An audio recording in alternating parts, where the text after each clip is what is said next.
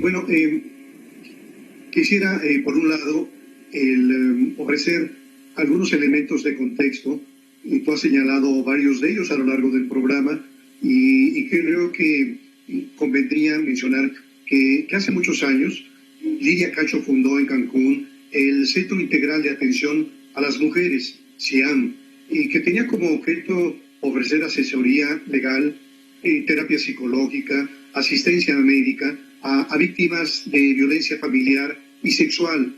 Sus investigaciones la llevaron a descubrir la red de prostitución infantil de Xúcar Curi, un hotelero de Cancún, con el que estaba involucrado, entre otros, Kamel Nasif, el llamado rey de la mezclilla, que era propietario, lo es quizá todavía, de maquiladoras textiles en Tlaxcala, Puebla, Chiapas y Quintana Roo. Como fruto de esas investigaciones, en 2005, Lidia Cacho publicó un libro titulado Los demonios del Edén, en donde denunció a personajes de la alta política mexicana. Y esta denuncia, Pepe, provocó la ira de Kamel Nasif, quien decidió demandar a Lidia Cacho por difamación y calumnia, y para esta venganza contó con la complicidad del gobernador Mario Marín, el que manipuló lo mismo a la Procuraduría que al Poder Judicial del Estado de Puebla para darle un escarmiento. Y en diciembre de 2005, policías judiciales del Estado de Puebla llegaron a Cancún y aprendieron a Lidia Cacho.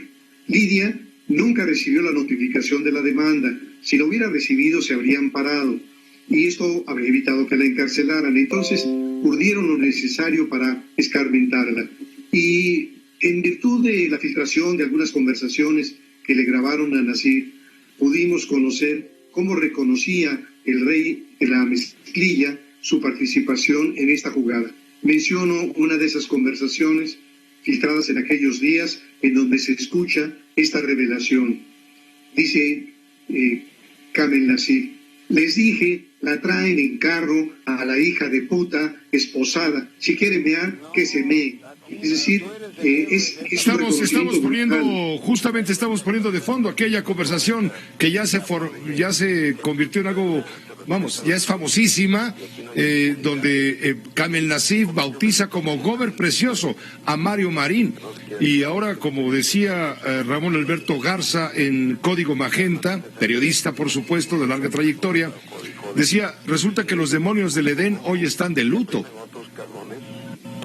Sí, yo creo que, digamos, la filtración de aquellas conversaciones, lo que nos dejaba ver eran muchas cosas, entre otras, la absoluta procacidad de los miembros de esta clase política. Yo diría que algunas de las conclusiones preliminares de la detención de Mario Marín serían las siguientes. Uno, que este caso, denunciado por Lidia Cacho, subraya las complicidades entre políticos y personajes que con un disfraz de respetabilidad y de empresarios exitosos en realidad pertenecen al bajo mundo. Algunos de estos zampones, como es el caso de Kamel Nasif, que al parecer está escondido en Líbano, han hecho sus fortunas gracias a la protección de políticos. Lo mismo gobernadores que senadores y otros miembros de la clase política que, como reconoció Kamel Nasif en una conversación, comen de su mano. En segundo lugar, Pepe, esta aprehensión exhibe la existencia de redes criminales en uno de los delitos más graves, la prostitución infantil, en la que participan hombres de negocios y políticos de importancia nacional. Por otra parte, toda la operación para castigar a Lidia Cacho dejó al descubierto que en la Puebla de entonces, y yo creo que quizá en la Puebla de hoy y en muchos otros estados, no existe una verdadera división de poderes ni contrapesos institucionales a los designios del señor gobernador. En aquellos años, la procuradora Blanca Laura Villeda estaba al servicio del gobernador. La juez Rosa Celia Pérez igualmente se exhibía como una empleada del gobernador Precioso, y la mayoría priista en el Congreso le garantizaba la impunidad. Pero esto también nos dice que hay periodistas como Lidia Cacho que tienen un valor civil a toda prueba y que nunca han dejado de trabajar para que la justicia alcance a los criminales. Ahora, sin embargo, Pepe...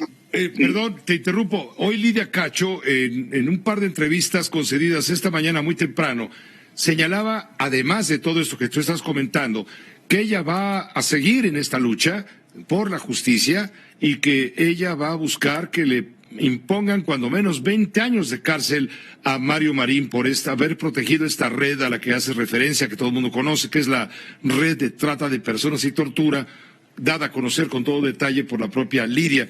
Pero me llamó la atención que dijo también que acusaba a Olga Sánchez Cordero de haberla traicionado cuando era ministra de la Suprema Corte y votó por no sancionar a Mario Marín, que era gobernador entonces, hablamos de 2007, él gobernó de 2005 a 2011, de haberlo de alguna manera no sancionado, después de que le violaron a ella sus garantías individuales, y no fue sino hasta que la Comisión de los Derechos Humanos de Naciones Unidas le hizo un desconocimiento a México por esta falta grave, que entonces se volvió a revivir el caso y se buscó justicia, lo cual concluye con la captura de este señor y exgobernador y llevarlo y presentarlo ante la jueza del Tribunal Unitario allá en el reclusorio de Cancún.